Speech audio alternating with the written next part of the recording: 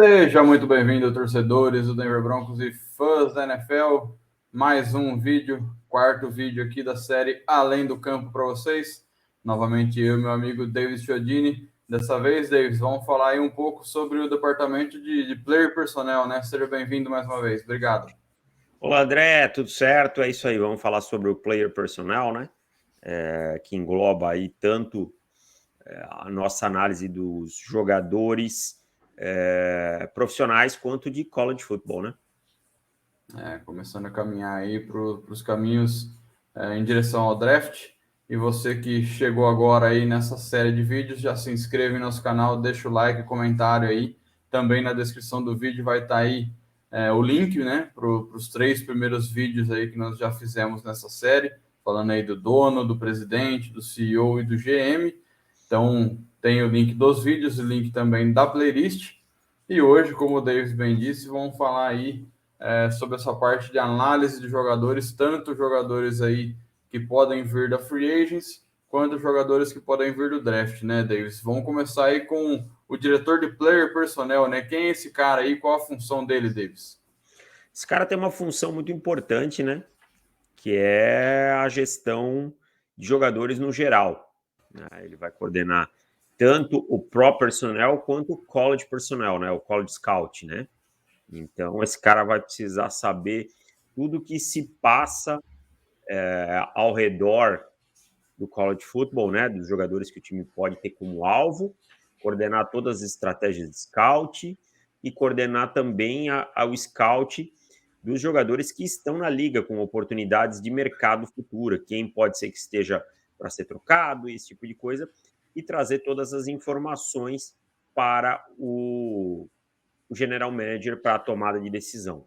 É um cara que vai trazer muita coisa para a mesa, muita informação para a mesa. É um cara que cuida desse departamento que vai ter todos esses relatórios. Basicamente, aí é um cara que vai fazer análise aí de jogadores júniores e sêniores do college, e jogadores aí basicamente em último ano de contrato, aqueles jogadores que podem ser trocados. É um cara que vai analisar oportunidades para trazer para dentro de casa para o GM aí, puxar o gatilho talvez, né? Exatamente. E aí, assim, a gente vai falar um pouquinho sobre os outros, sobre os seus subordinados, no caso, né? Mas são caras que vão. Esse cara ele vai ter algum poder, não necessariamente um poder de decisão, mas a opinião dele conta muito, sabe? Ele pode receber um relatório de um jogador, ele avaliar, dizer, não, eu não concordo com esse relatório e não seguir para frente. Mas ele pode também receber um relatório de um jogador, se interessar, pedir mais informações, e se interessar muito, levar isso para frente e o general manager confiar na palavra dele, claro que também vai fazer a sua análise, e acabar saindo uma contratação ou uma escolha. É isso que eu ia te perguntar. Esse cara, ele tem, então, um poder de decisão. Ele pode chegar e falar, cara, eu recomendo muito essa contratação ou o draft desse jogador aqui. Exatamente, ele é um cara que ele vai ser muito ouvido na tomada de decisão. Ele não vai tomar decisão de contratar, né? Porque essa função cabe ao general manager, como a gente já explicou anteriormente, mas é um cara que vai sim ter uma função de conselheiro, muito conselheiro e tal, porque ele é o cara que tem a maior visão de tudo que está acontecendo. Ele é o cara que a equipe dele trabalha incessantemente em torno desse cara. Imagina assim, você como general manager, você não tem como ficar vendo jogadores do draft Tudo, né? e jogadores das outras equipes o tempo todo. Então, esse cara tem essa função. Analisar essas oportunidades, analisar quem se encaixa, quem pode estar abaixo do valor de mercado, quem está abaixo do radar e tirar e entregar para que sejam boas oportunidades. Também, desculpa, André, eu achei que você ia falar alguma coisa, mas muitas vezes recebe parâmetros, né?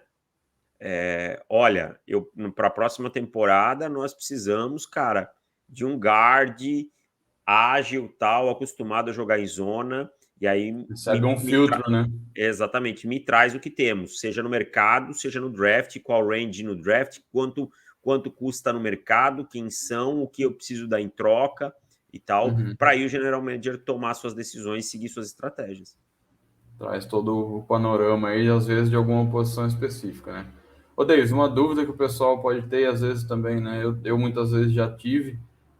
Esse cara, ele faz análise só de tape, só de jogador dentro do campo, ou a gente está falando também de análise de comportamento, análise de background de jogador? É uma análise mais completa ou é só tape mesmo e traços físicos?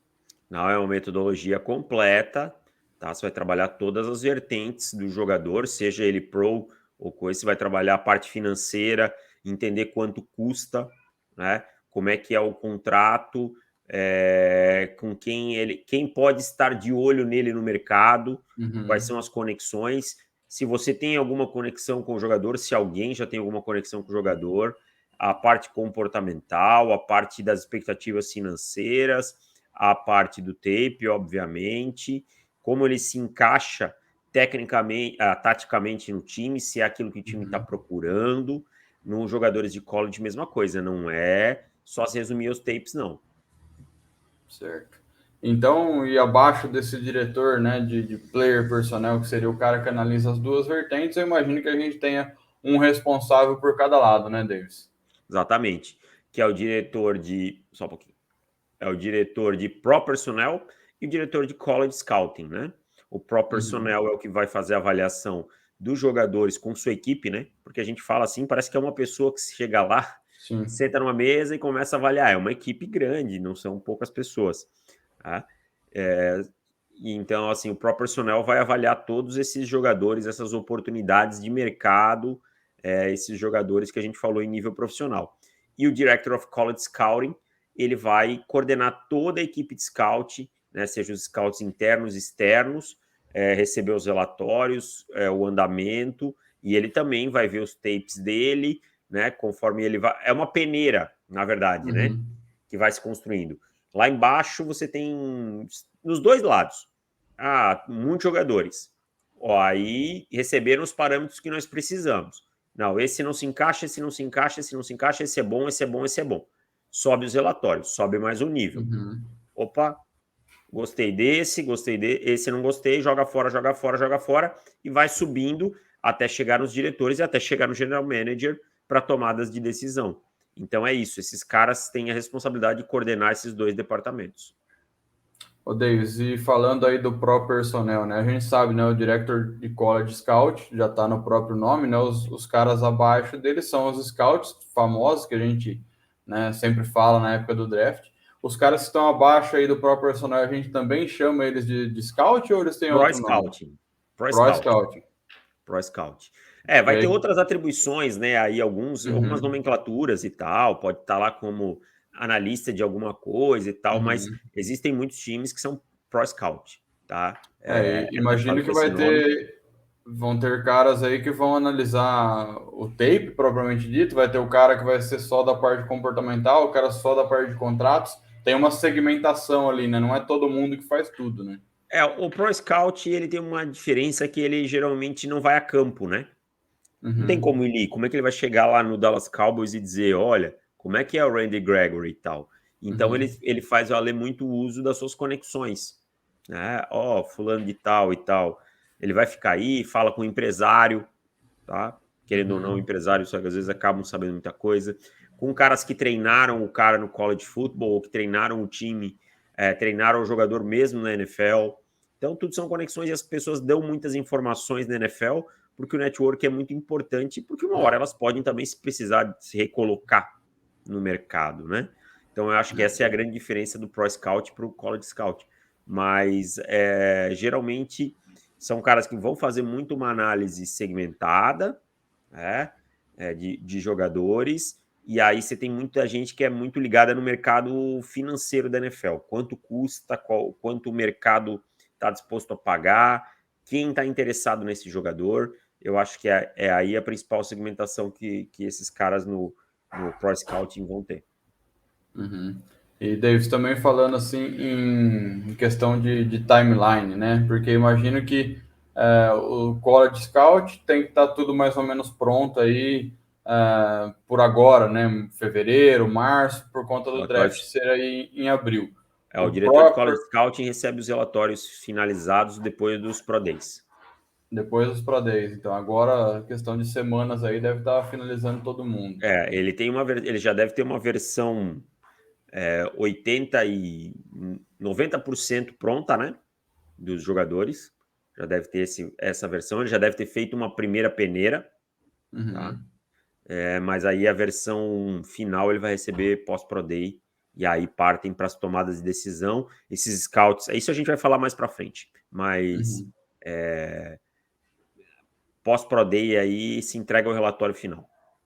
E pro personnel, tem alguma timeline assim que você conheça ou é mais um trabalho mais constante assim mesmo de análise de oportunidade mesmo quando ela surge? O trabalho do Pro Personnel, quando chega em dezembro, ele já tem que estar bem encaminhado, né? Virando de dezembro para janeiro. Imagine que você tem times que já estão fora dos playoffs, você já tem que estar quase entregando o que foi pedido desses times, né? Desses jogadores. Porque a free agency aconteceu hoje, 14, 15 de março, então tem que ter tempo para tomada de decisão e tal. Acabou o Super Bowl, você tem que estar com as oportunidades, porque, claro, a gente sabe que por mais que o legal tampering tenha começado dia 14, esses contratos já estão sendo negociados há provavelmente um bom tempo e tal. Então, eu estimo assim, acabou o Super Bowl, você logo tem que estar entregando tudo, não tem muito mais tempo não. E o legal tampering que é só uma fachada da NFL, né, para gerar engajamento aí 2 dias antes da abertura oficial da free agency, Nada né, mesmo. Davis? Os caras em 30 segundos negociando um contrato de 40 milhões, 4 anos, tá brincadeira. Exatamente. E assim, né, Davis? Se a NFL sabe que isso acontece e teoricamente é ilegal, por que que nada de punições acontece com esses times? Assim, Rapaz, para inglês ver. é dinheiro. O que importa é dinheiro, meu amigo. Para a NFL, o O que que importa é importa dinheiro. Dá dinheiro, movimenta a mídia dela, o nome dela segue quente. Não vai acontecer nada, esquece. é dinheiro, engajamento e toca o barco. Exatamente. A NFL é uma liga que tem 32 donos, esses caras estão preocupados com dinheiro. O resto a gente romantiza demais. Exatamente. Falando em romantizar, no próximo vídeo aí a gente vai vir falando aí de scout e draft, né? Muita gente tem muita paixão por draft, né, Davis? Eu gosto muito, você nem se fala. Então, queria te agradecer mais uma vez aí por mais um vídeo. Falamos aí de toda a análise de jogadores free agents, começamos a falar aí de scout e no próximo vídeo a gente entra aí com mais profundidade. Não percam o link dos vídeos anteriores está na descrição. Deixa o like e a inscrição. Davis, te encontro no próximo. Obrigado. André, só para finalizar, claro que todo mundo ficou muito feliz com a troca pelo Russell Wilson. Não tenha dúvida que isso tem grande participação do departamento de Pro Personnel, tá? Não para avaliar o Wilson, que eu acho que nem precisou muito, mas de entender o mercado, de entender a oportunidade, de ter as conexões para saber que ele realmente estava lá e qual seria o valor, e que o Wilson tinha uma coisa, uma no trade clause, né? Ou seja, ele podia vetar um time e entender que os Broncos não eram um time que ele provavelmente vetaria. Então, aí entrega na mão do George Paton e aí segue com o General Manager para a contratação. Mas saibam que a gente dá muito mérito, merecido ao General Manager, justo nesse caso aqui, mas tem muita gente trabalhando por trás para isso acontecer, e isso é o departamento de Pro Personnel. E trabalhou particularmente do Denver Broncos, trabalhou extremamente silencioso e é um trabalho que tivemos reports aí que é questão de 2 anos, né? O Russell Wilson não estava feliz aí em Seattle, fazia aí pelo menos 2 anos, e o pessoal entendeu, analisou essa oportunidade, como a gente disse durante o vídeo todo, e George Paton foi lá e simplesmente completou o gol e trouxe ele, né, Davis? Exatamente. Puxou o gatilho. Maravilhoso, Davis. Obrigado mais uma vez. Tamo junto no próximo. Valeu!